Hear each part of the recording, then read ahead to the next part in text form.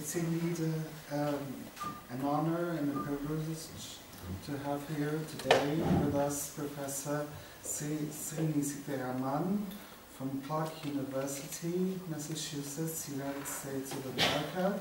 He's a research assistant at Harvard University. I could read all his curriculum, but that's enough to tell his importance. And he's going to talk about the international relations as far as India is concerned. So, this is not an usual conference, it's a symposium. We only have one guest, so he will have more time to speak. He will take a presentation around 30 to 45 minutes. And then we will open a debate with questions of the students, okay, or the professors that are here as well. Last but not least, I would like to give thanks to all the people of Oriente Institute, like Katerina Severino, Professor Kanajmian, Professor Pataya, all the people from Oriente Institute that helped this initiative, which is very interesting because it involves not only India, but Pakistan, China, Bangladesh, Sri Lanka, so many countries all around India. So it's up to you now, Professor Srini. You're most welcome to our country, to our faculty, to our school. So please do your presentation. Thank you so much. Thank you. So, thank you very much for coming here today. It's an extraordinary honor and privilege to be at the university here in Lisbon, Portugal, for my first time. Fascinating country, first time in Southern Europe. I had the incredible opportunity to see a part of your city last night with Professor Pedro. And thank you very much for inviting me here at the Orient Institute. Thank you very much for inviting me. You're giving me an opportunity to share some of my ideas with you and to invite me to your wonderful country here. It's fascinating, it's beautiful, white city. Thank you all. So let me dive. If I go a little bit too fast or if I'm too slow, tell me to speed it up. If I'm too fast, tell me to slow down. I'm going to talk a little bit about the election of Prime Minister Modi, who came to power 2 years back, roughly. 26th May 2014, he took power, which is what we call as the second Saffron wave. It's literally a wave because Prime Minister Modi, who runs, or he is the party general secretary of the BJP, Bharatiya Janata Party, which means Indians Citizens Party. And in that, the combined party took roughly 336 seats in the Indian Parliament in the election of 16th of May 2014. So the party has an overwhelming majority in the Indian government today. Prime Minister Modi is now was elected the Prime Minister. He was a member of Parliament, now Prime Minister of India. So what I'm going to do today is to check what are the implications of Prime Minister Modi's election on the regional security dynamics? Just to see what are the implications. I use the word turbulent triangles, and I'll talk about that a little bit towards the end to lay out some of the theoretical implications, particularly related to international relations. So I'm going to do a reverse. Normally, we always do the theory first and the empirical second. But I'm going to flip the chain of linkage in the reverse order. So let me spend a few words. Skip here. So just for those of you, just to sort of think about what we are talking about, India is interestingly positioned. And if you look at the regional states, the big regional states, particularly Pakistan, Bangladesh, Sri Lanka, and it's not mapped here, but Afghanistan is now a member of the South Asian Association of the Regional Cooperation, SAARC, and then of course you have Nepal and Bhutan, Sri Lanka as the smaller states. But Burma is not, used to be part of the Indian colonial empire under the British, but no longer is Burma an effective part of South Asia. It's more seems a part of Southeast Asia, the ASEAN. Of course, you can see Goa in here, from Portuguese colony. Interesting, I've never visited Goa. So I visited Portugal before. I'm going to hopefully visit Goa someday. And just to give you a look at the Indian electoral map, the one in saffron, or the yellow, is pretty much the regions which the BJP and its alliance controls today, 2 years after. So Prime Minister Modi has an overwhelming power. So one of the implications of this is that you have a rightward shift in Indian politics, a conservative shift in Indian politics, a pro-Hindu shift in Indian politics. So one of the things that Prime Minister Modi has been doing, and his party has been doing, has been the promotion of yoga as an exercise, a way of promoting Indian culture and its image, Indian music, Bollywood music, and the music and film and dance is very popular across the world. And he's been doing, to promote that particular, pushing the teaching of Sanskrit and Hindi in schools and colleges, making it compulsory. And interestingly, and this has been a struggle for a long time, pushing a cultural dress code across the universities and across the country, in saying we have to dress the way we always dress, not westernized, not wear foreign clothes, but wear locally made clothes or dress in a way that's locally acceptable. And Prime Minister Modi, I'll show you some pictures, and he's been doing that himself in some of his appearances, even when he goes abroad and even domestically. So that has been the larger psychological or cultural shift that has been happening in India over the last 2 years. So the focus of my particular interest and focus is on international relations. And if you look at the international relations of India, looking up from the Indian perspective, today for India, the biggest challenge, the biggest threat, most of you might imagine might be Pakistan, but it is not. India today is concerned more about China than anything else in the world. The entire Indian defense policy today and its foreign policy is more focused on China. Simply because, not just because China is the second largest global economy in the world, it is a leading military, nuclear, and economic power, but because India, and I'll show you to you in a second, has a long-running territorial dispute with China, which predates the British colonial era, in fact. The conflict they had prior, the British Empire had the conflict with what is known as the Kingdom of Tibet, and that has carried over subsequently between India and China. And that the India and China share a boundary roughly over 4,000 kilometers, which runs all the way from where Pakistan, Afghanistan, and China meet to Burma, and all the way. And the entire area now is generally considered unresolved. There are some safe areas, there are some understandings in certain areas, but overall it's an unresolved boundary. Pakistan is still there, it has not gone away, but Pakistan is a known enemy. They know how it behaves, they know how it responds, they know what its mechanisms, so they understand that pretty well. So they're not concerned about Pakistan. Right? So the big concern today is not the United States, not Moscow, but it's the People's Republic of China. And one of the first things that actually Prime Minister Modi did when he came to power was to invite the Chinese president, Xi Jinping, to India, and he took him to his own state of Gujarat, took him to the Gandhi ashram, which is where Mahatma Gandhi's ashram is still maintained in Gujarat. He took him there. They sat next to each other in a swing set, and they talked about India-China relations, and then he subsequently visited China.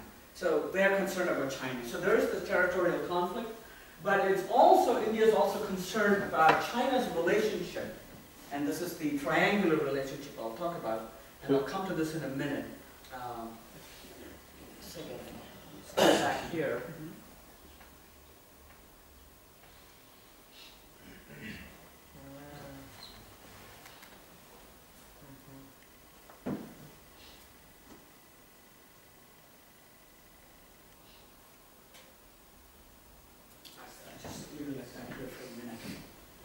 So what India is really concerned about, and if you look here, China has a unique set of relationship now with Pakistan, Sri Lanka, Bangladesh, Burma, Thailand, Singapore, all the way up to Hainan Island.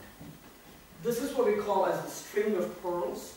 So they're setting up ports in Gwadar, in Hambantota, Sri Lanka, in Chittagong, Burma, in Chittagong, Bangladesh, Sitwe, Burma, the Kra Canal, and South China Sea, Spratly, and Paracel Islands at the Hainan.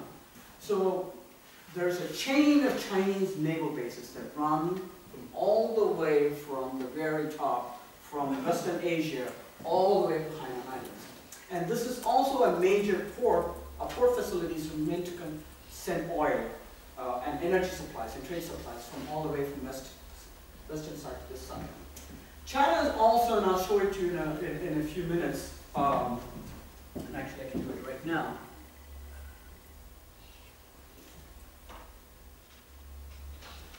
Building a land route. This is through Burma, from the port here, and this is the capital Naypyidaw, through, and it connects up to Kunming, land route.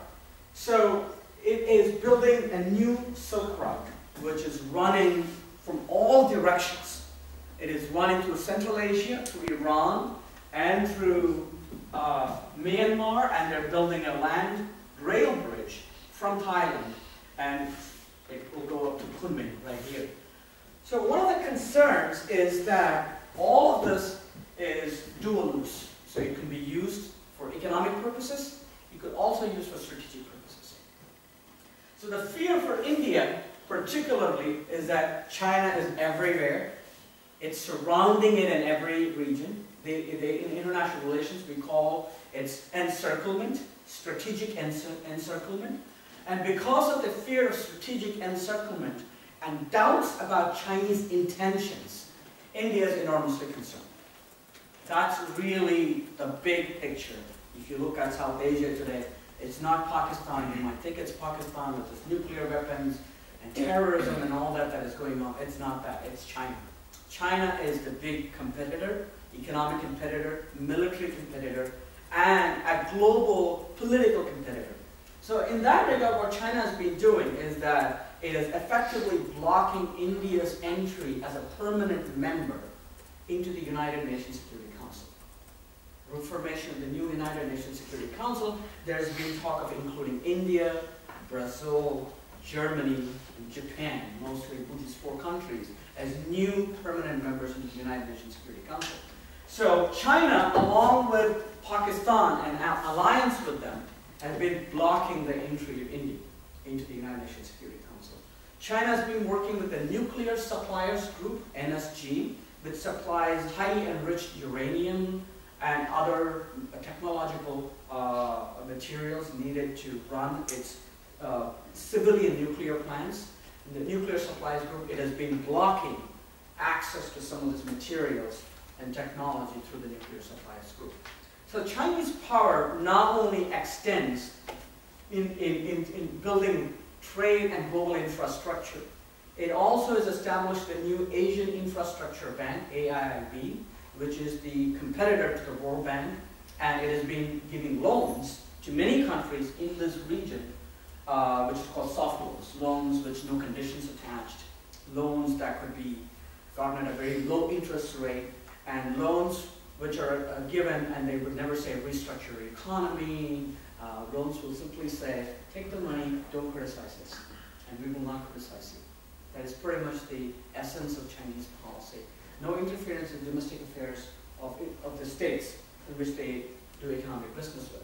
So what is happening, the opinion of the countries of Vietnam is an exception. I'll spend a few minutes talking about it. But if you look at Laos, Thailand, and even Burma, Bangladesh, Bhutan, Nepal, Sri Lanka, all these countries are increasingly tilting towards China.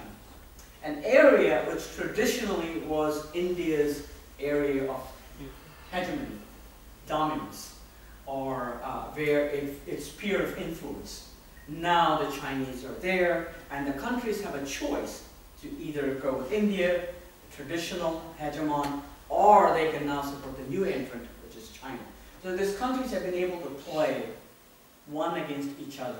They call this the new great game of Asia, which is starting with the politics, particularly in the southern Asia, with India and China, trying to vie for each other's competition. So let me scroll up here, and I'll start with this. How do I go full screen? Yeah, that's the one. Okay. There you go. It's in Portuguese, so it'll take me a minute.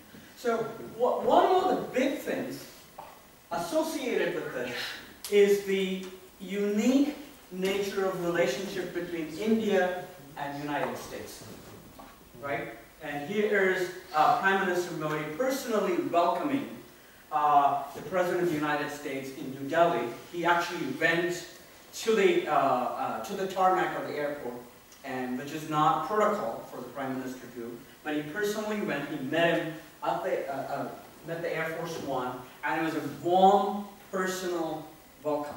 So what we are seeing in India-U.S. relationship for the last decade and a half is being a very definite pro-American shift in Indian foreign policy, undoubtedly, right? And that did not start with Prime Minister Modi. It started with our former president, George Bush. Right? It started with the former President George Bush, and you can see the former Indian Prime Minister, Dr. Manmohan Singh, and they established a very cordial relationship.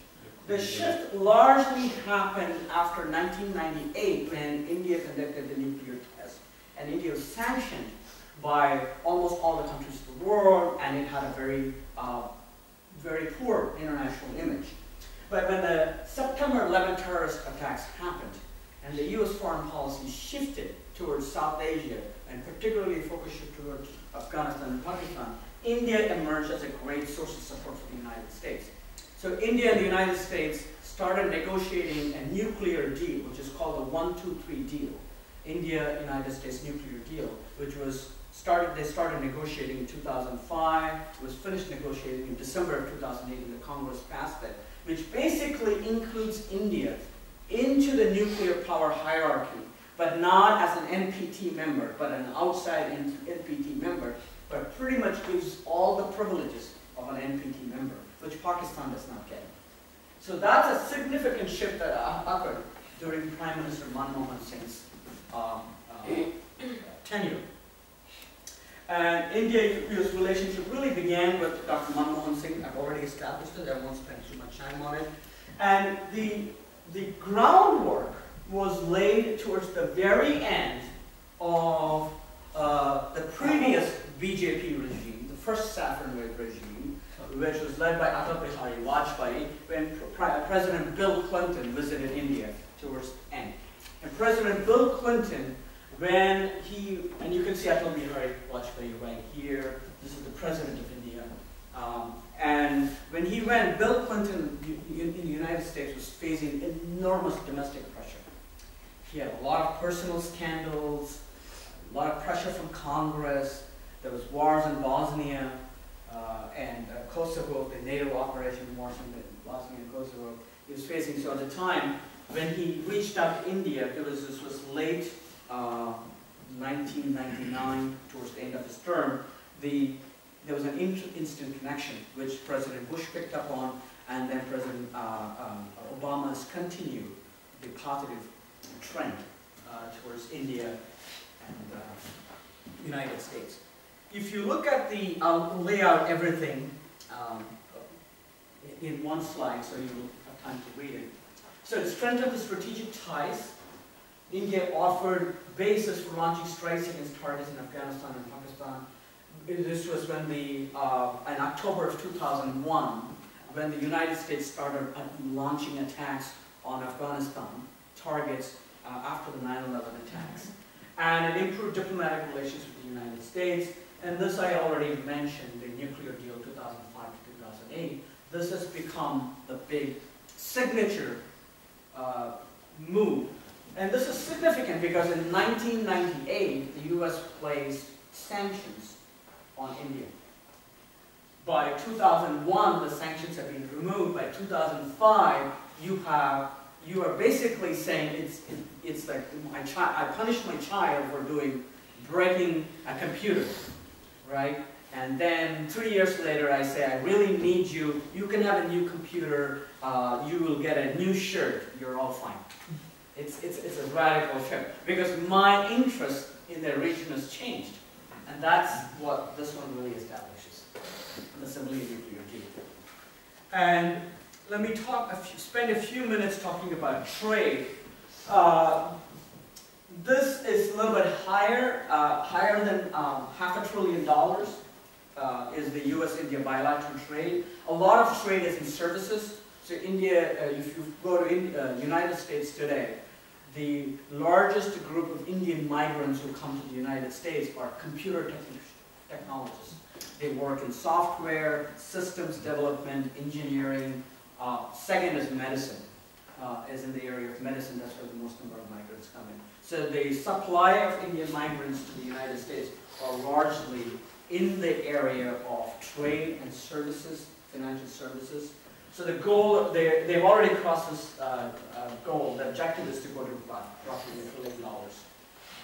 So United States has also become the largest investor in India in infrastructure development, in technology and in energy, building clean energy, particularly like solar, wind, and hydroelectricity, and nuclear. They're building several nuclear power plants, which they hope to go in the next 10 years or so. So that's the big India-US trade relationship. I'll talk about India-US politics in general. For the long time, until even the end of 2000 period, India and Pakistan were always treated together. It's like it's like me saying Spain and Portugal, right? If you're Portuguese, you're thinking, yeah, I'm a country, I want to be treated by my own merits, not always put together with Spain. Similarly, for a long time, they used to say India and Pakistan, or Pakistan and India, and they were two sides of the same coin. Now, what happened with the issue of Kashmir is that because the United States has become strategic interest in this area is very high, US came there and said, we are no longer going to have an India-Pakistan policy. We are going to have an India policy. We are going to have a Pakistan policy. We're going to have an Afghanistan-Pakistan policy. So that's called the dehyphenation that occurred, which is very important. So the United States no longer pushes India on the case of Kashmir as much as it did before. This is largely because, I argue, and everybody more or less agrees with this, the United States is aware of the growing Chinese threat. If you look at the global political picture, or international relations picture, Putin is making a lot of noise. His planes are flying very close next to Finland, where some of the American air bases are. He didn't participate in the nuclear summit in Washington in March. But Moscow is no longer the power that it was once upon a time. And it is not a threat to China. If you look at continental Europe, or Europe, the NATO, and then Europe as a group of countries, it does not present a security challenge to the Chinese anyway. Today, any two large countries that are capable or willing and desiring of challenging the Chinese military power particularly is the United States, and second is India. And third, interestingly, is Vietnam. Right? So these are the two countries that are really standing up to the Chinese pressure militarily. So it's natural that you are seeing an alliance between India and China emerging. The irritants. I'll talk about some of the irritants in India-US relationship. Some years back, there was a young woman named Cobra Gali She was a diplomat in Washington, D.C., working for the Indian embassy.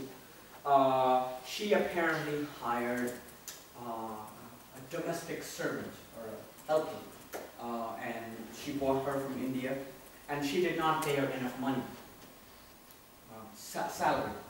And the U.S. government caught her for violating labor laws and arrested her and took her in custody and put her in jail. So the Indian government did not like the way it was handled. There was a huge diplomatic clash. They did not resolve it for the most part, but she has been deported. She can no longer come to the United States. And her children, her husband, everybody was sent back to India. So at that time, their relationship was pretty tense, but for the most part, they seem to have gotten over it.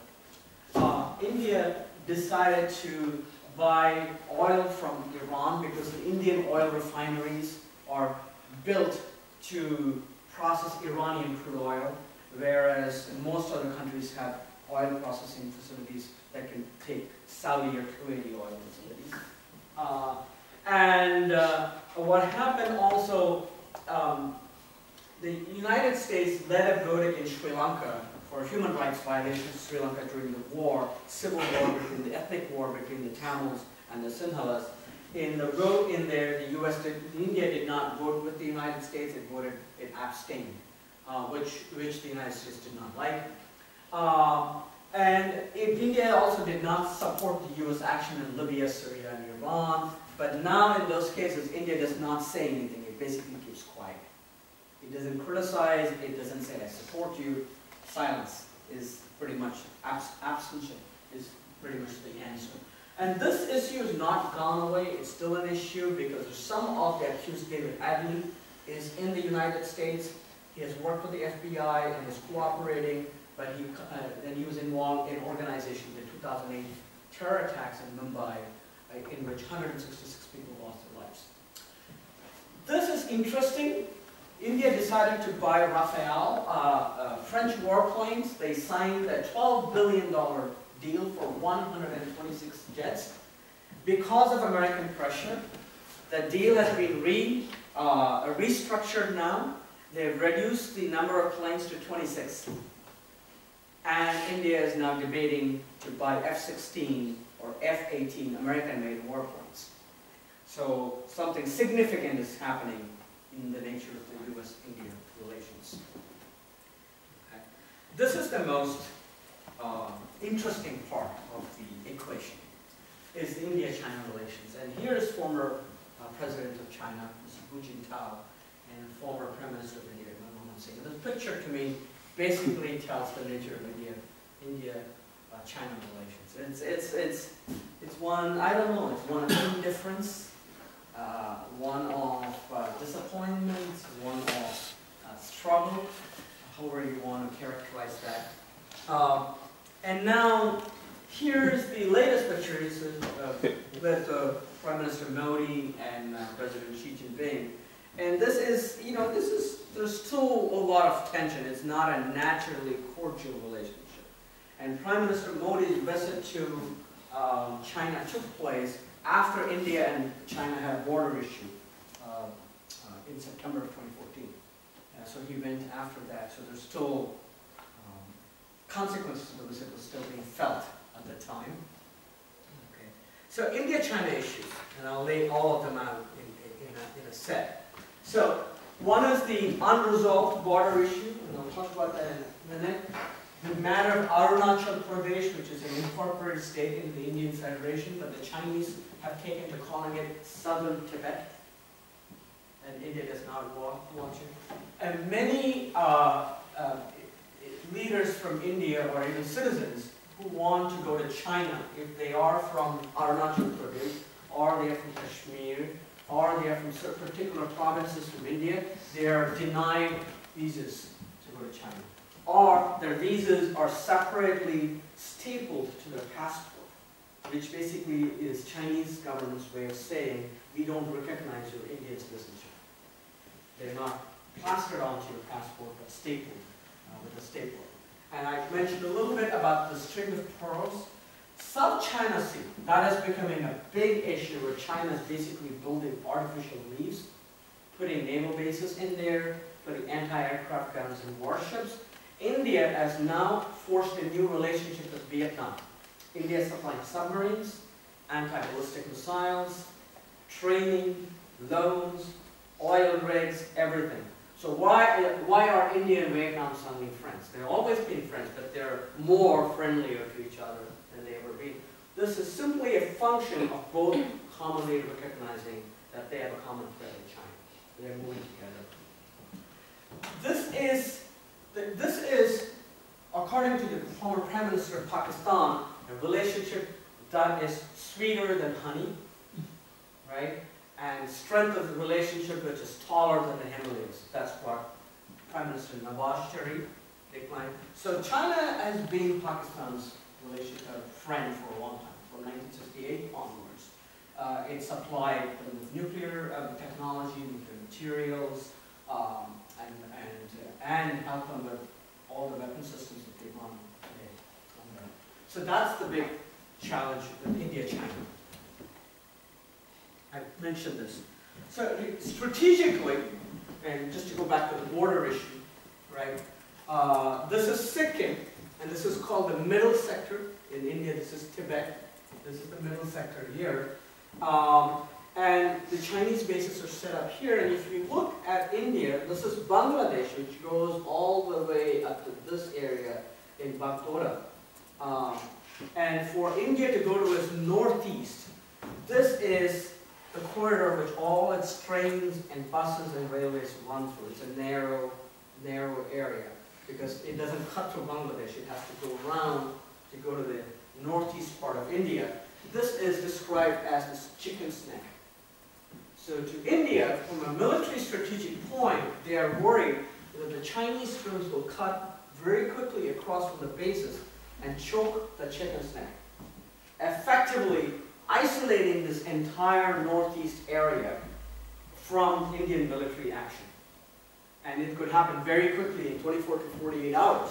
So they're always concerned, once they've isolated this, and they can take control of this area very quickly. So that is the strategic military concern is in this area. Right? And I've already mentioned the land bridge.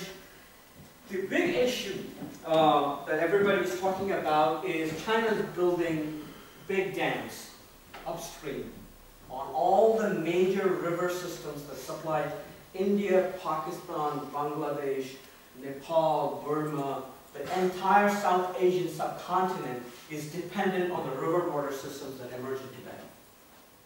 And since China's occupied Tibet and all the rivers flow down south through that, and they're building dams in there and regulating water flow, the fear in India is that they, in situations of conflict or in some other situation, China can completely shut down those dams, and water supply to the south will be completely stopped. So, especially the Brahmaputra, which is the primary source, which feeds the entire northeast section of the area, and its tributaries that go off from there, including the major river system like Ganges. So, China's been building its relationship with Bangladesh. It's been supplying missile batteries, naval boats, loans. So they're increasingly becoming closer. So that's a force concern. This is the former president of Sri Lanka. He has been thrown out of power. Now Sirisena is in power. Mahinda Rajapaksa, he allowed building of a new port in Hambantota in Sri Lanka, in southern port of Sri Lanka. And Nepal is always being a source. The Maoists who fought a long-standing battle in Nepal were sustained by the Chinese PLA. India and Burma. Burma is another new area. India never criticized the former military government of Burma, Dang Suu who's now in power, largely because of the fear that Burma will switch to the Chinese side. So there's a tripartite competition with these two really trying to bring Burma more to the Western side and not allow them to go to the Chinese side. I've already mentioned this, the India-Vietnam relations. He's the president of India, Dr. Pranab Mukherjee, visiting Vietnam and building the defense relationship. India-Vietnam relationship really strengthened. India now operates oil rigs, the Indian National Oil Corporation, just off the coast of Vietnam, despite Chinese threats. They operate the oil rigs. China is saying it's my territorial waters, Vietnam is saying it's my territorial waters, I can do anything with you. So they're literally clashing with boats every morning in the South China Sea area. So let me sort of put everything in context. So India is moving eastwards. It's called the Look East policy, which is it used to be Look East under Manmohan Singh, under Prime Minister Modi. It's Act East. So he's taken an old policy and has been being more aggressive.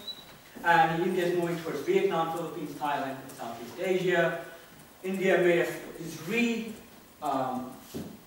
is trying to build a high-speed rail in Gujarat, connecting Gujarat to, I think it's Ahmedabad to Bombay, to Mumbai. And the Chinese came and said, we'll do that for you very cheap. But India decided to go with Japan. Right? So the Japanese are going to work on building a brand new high-speed rail technology, which is more expensive, but probably better. The Japanese really move their high-speed trains.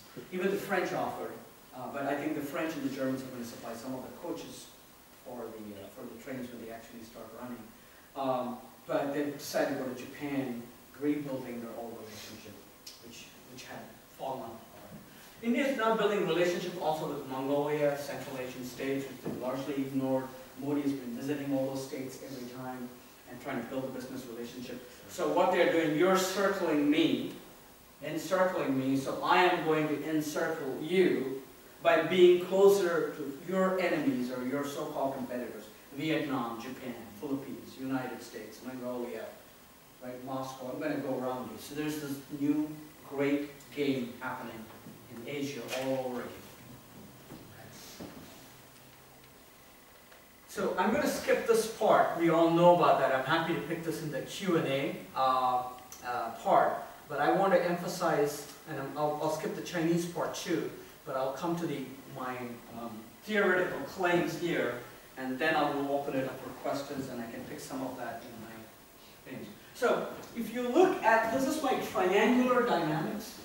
I can at least see 4 dynamics going in that part of the world. So there's one which is primary to my interest, India, USA, Pakistan, where China is the critical player, the middle player in all 3. So they put it in the middle. So it's United States, India, Pakistan, traditional rivals. United States needs Pakistan a lot, and I'll talk about that in the next one. And India needs the United States to balance both against Pakistan and China. The second dynamic is the U.S. operation in Afghanistan. Even though all the U.S. troops have withdrawn, there's some troop movement still in Afghanistan today. Stability of Afghanistan is very important to the United States. It's one of its core strategic points. And it really needs Pakistan's help or assistance in controlling the Taliban. So that has been the traditional source of requirement. For that, they really need India. So what has India done? And I was telling to Professor Pedro earlier today, or yesterday, I forget, that India's best relationship in South Asia is with Afghanistan. Not with Bangladesh, not with Sri Lanka, not with Nepal, not with Pakistan for sure. It is with Afghanistan.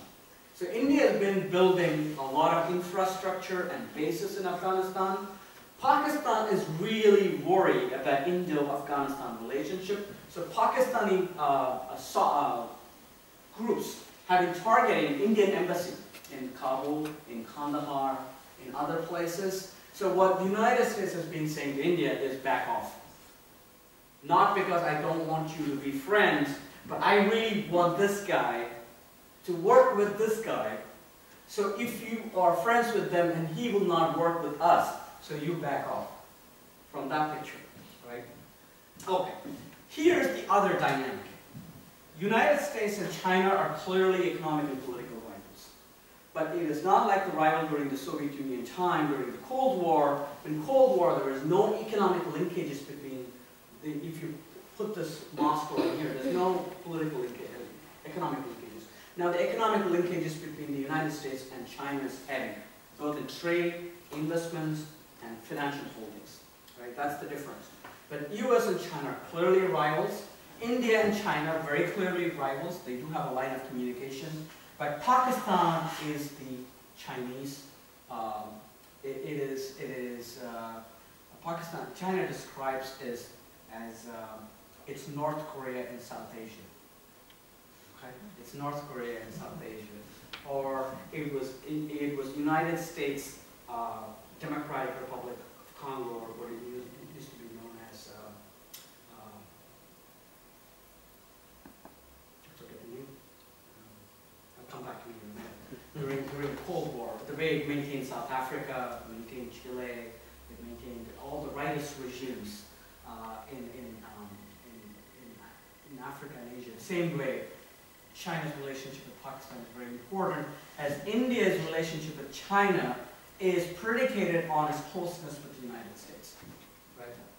And this is sort of in many ways the mirror image where India and Pakistan are also very, very serious rivals. Since Pakistan heavily relies on China, India is basically facing two. So the person who can really balance that relationship between India, China, and Pakistan is the United States. So India is leaning more close to the United States, which would effectively allows it to balance against China and Pakistan. Right? This is my concept of triangular security dynamics. And if you look at it, China is a very critical player in 2 of the 3 cases. And the United States occupies a critical position in 1, 2, 3 cases. And India occupies the bottom position in almost all cases. India is here, India is here, India is here. So this is how the South Asian subcontinent looks, at least in my theoretical imagination. So I'll stop here and we can engage in a discussion. Thank you all for listening to me.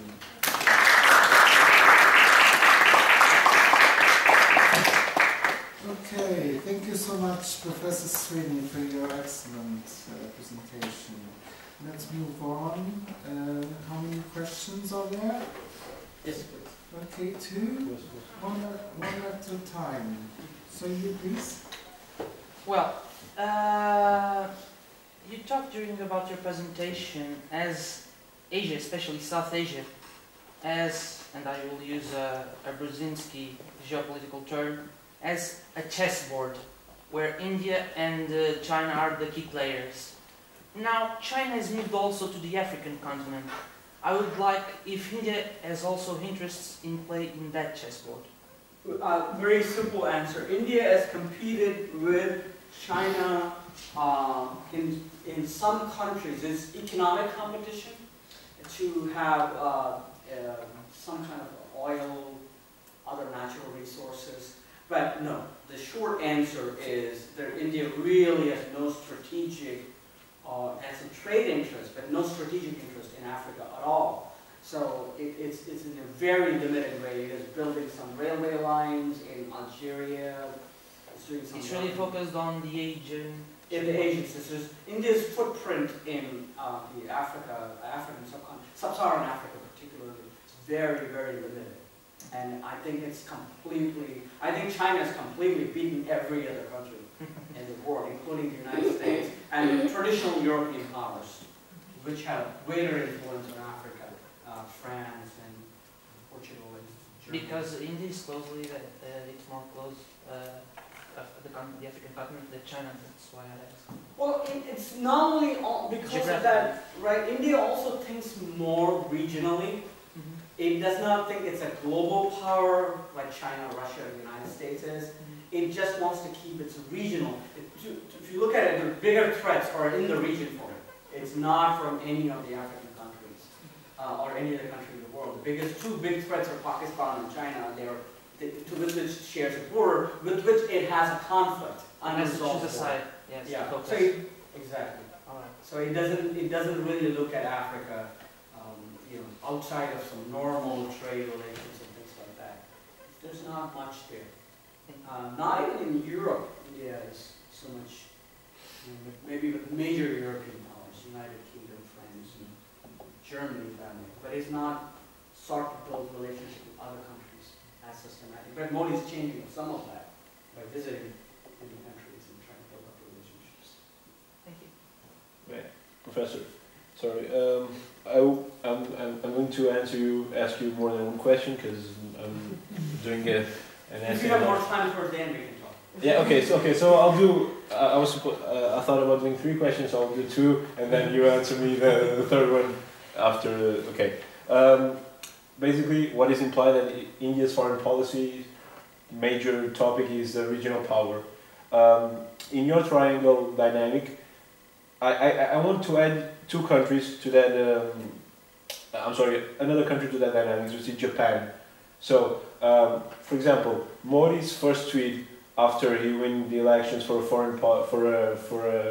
another major foreign leader, was to Mr. Shinzo Abe. And what is implied in this is basically saying that, okay, if China goes along with Pakistan, I'm going along with Japan. And Japan is also one of the members of that big 4 countries that wanted to do a Security Council bid. So can Modi do the 2 things at the same time, like have a regional power going along with Japan and the other countries like Australia? Well, Australia sold uranium to India. Even India is not an NPT member. Can India do this, be a regional power, and at the same time use Modi's soft power, like this yoga thing, and make a bid to Security Council? Is it possible? Is it like India? Is India far away to that thing, or India is getting close to Security Council seat? Let me answer the questions. Thank you for your questions. Interesting, very interesting. India's relations with Japan suffered, largely because, as you know, Japan, given its history, nuclear history, particularly Hiroshima and Nagasaki, and more recently, the tsunami in Fukushima Daiichi, which leveled the entire town with high levels of radiation. Japan used to get roughly 50,000 megawatts of their energy from nuclear power. Japan is second to France in terms of drawing energy from nuclear power. But with the history, Japanese history of nuclear power, it has always viewed India's nuclear ambitions poorly, right? Seeing that as a violation of international norms against humankind. So when India exploded the nuclear test, one of the countries to criticize India very severely was Japan. So Modi's move, but what has happened with Japan and China relationship over the last 5 years is that it has become very tense. At least Xi Jinping has not done it that much, but Hu Jintao used to do it a lot more. Japan had to, he's not sufficiently apologized for its war atrocities committed during the occupation of China, the rape of Nanking, the creation of the state of Manchukuo, and for the sexual slavery of the Chinese citizens and other things. China's never forgotten that, and it always keeps reminding Japan of that. There's one other dimension.